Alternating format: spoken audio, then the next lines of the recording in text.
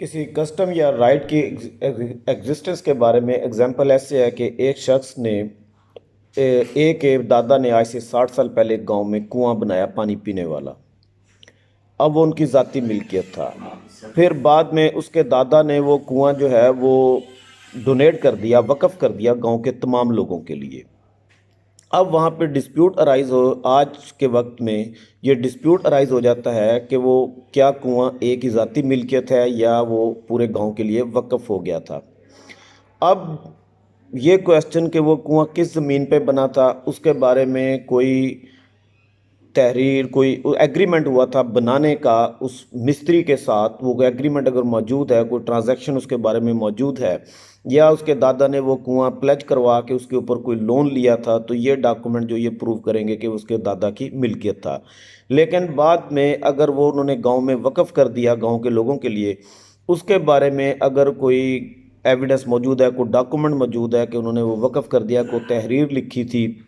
या ये एविडेंस के गांव के तमाम लोग उस कुएं को इस्तेमाल करते थे, या किसी वक्त उसकी मिल्कियत का झगड़ा हुआ तो उसके बारे में गांव में एक फ़ैसला दिया गया, पंचायत हुई, लोगों ने फ़ैसला किया कि ये वक्फ है, तो इस तरह की तमाम एविडेंस जो कि उस फैक्ट की एग्जिस्टेंस को या प्रूव करती हो या डिनाई करती हो, वो राइट और कस्टम जो कभी उसके बारे में कोई डिस्प्यूट अराइज हुआ, कोई क्लेम किया गया या उसमें कोई तब्दीली की गई, जैसे मॉर्टगेज करवाया, उस मॉर्टगेज को रिडीम करवाया, तो ये तमाम फैक्ट जो हैं they will be relevant to prove the existence or non existence of the custom or right.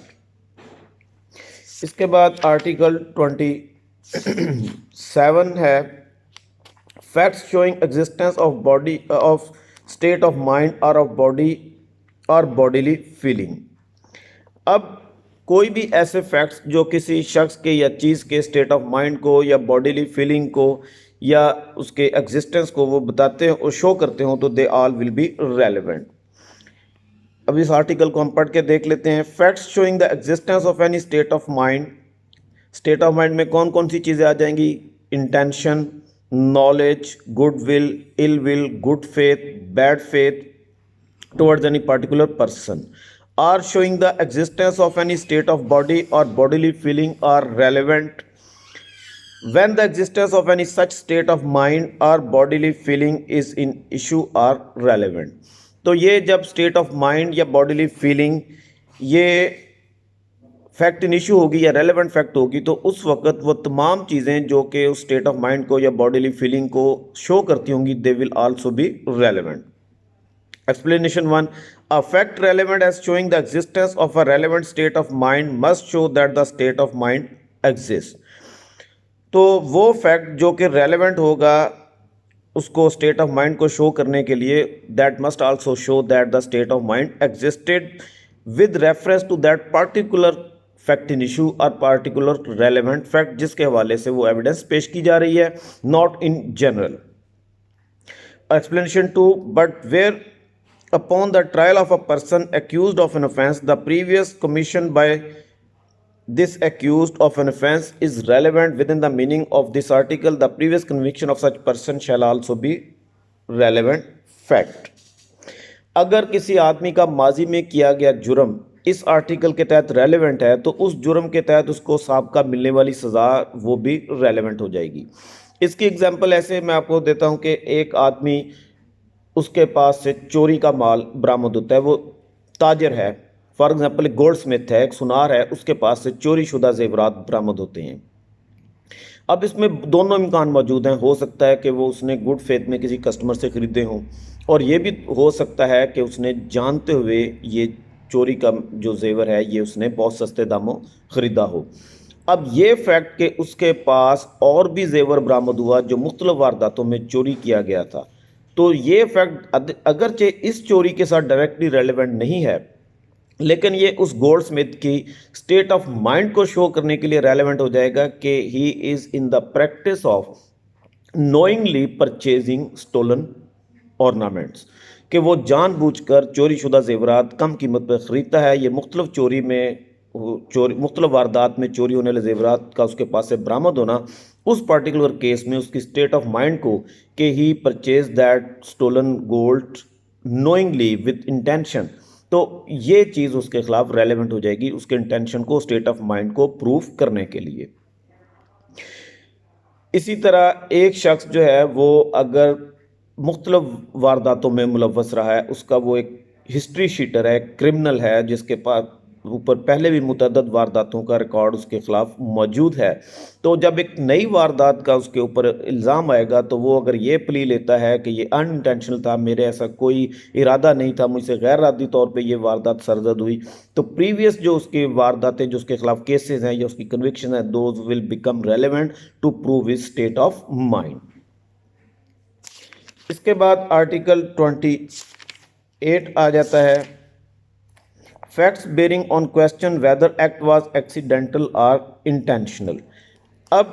एक ये चीज़ कि क्या किसी शख्स का जो आज का एक्ट है वो एक्सीडेंटल था या इंटेंशनल था, ये भी एक एक्सटेंशन है पिछले आर्टिकल की कि स्टेट ऑफ माइंड को प्रूव करने के लिए कि what is state of mind,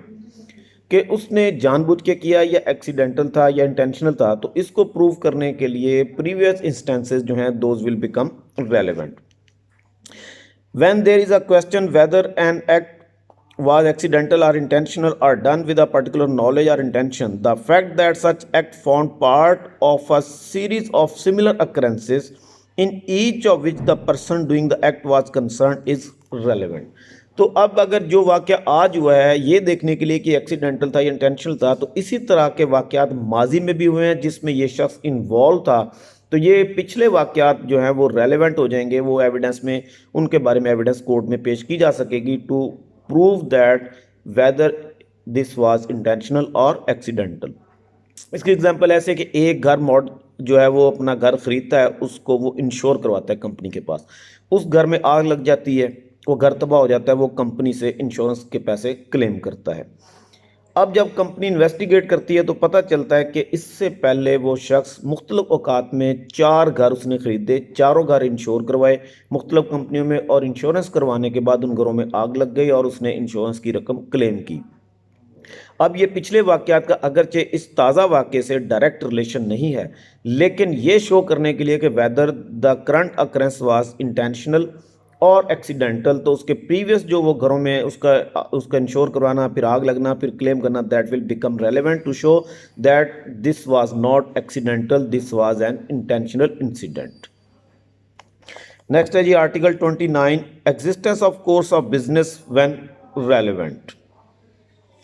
When there is a question whether a particular act was done, the existence of any course of business according to which it naturally would have been done is a relevant fact. अच्छा, अब ये अगर एक question rise होता है कि क्या एक पर्टिकुलर एक्ट हुआ या नहीं हुआ, और वो एक्ट एक और नॉर्मल कोर्स ऑफ बिजनेस ऐसा है कि जिसमें उसको प्रिज्यूम ये किया जाता है कि it should have been done according to that course of business, तो उसके बारे में बिलीव ये किया जाएगा कि इट वाज डन। इसकी एग्जांपल ऐसे है कि अब क्वेश्चन है कि ए ने एक बी के नाम लेटर लिखा, उसको उसने बी को भेजना था। अब ये क्वेश्चन राइज होता है कि whether the letter was sent from A to B or not. अब उसने वो लेटर क्या कि उसने वो लेटर बॉक्स में जाके डाल दिया। अब वो उसके बी के घर तो पहुंचा के नहीं आया, उसने लेटर बॉक्स में डाल दिया। अब ये कोर्स ऑफ बिजनेस क्या है? कोर्स ऑफ बिजनेस ये है कि जब जितने भी लेटर बॉक्स में लेटर डाले जाते हैं, पोस्ट ऑफिस का जो स्टाफ है वो उन लेटर्स को उस शख्स तक पहुंचाता है, या आपने आज के जदीद दौर में आपने कोरियर कंपनी में गए, आपने कोरियर जाके उसके नाम वो करवा दिया और रसीद आपने उससे ले ली। अब इसमें जब आपने इसको एक प्रोसेस ऑफ बिजनेस में डाल दिया, तो जो उसका प्रोसीजर है, बिजनेस का प्रोसेस है, उसका नेचुरल आउटकम यह है कि the letter should have been delivered to that particular person. तो जब एक आप पर्टिकुलर एक्ट कर लेंगे तो उस कोर्स ऑफ बिजनेस के बारे में ये बिलीव किया जाएगा कि that should have been delivered. ये आज के लिए इतना काफ़ी है। इन लेक्चर्स को आप सुन लें, इन आर्टिकल्स को पढ़ लें। अगर कोई चीज़ समझ ना आए तो आप मुझसे व्हाट्सएप ग्रुप में क्वेश्चन करके पूछ लें। Thank you very much. Allah हाफिज़।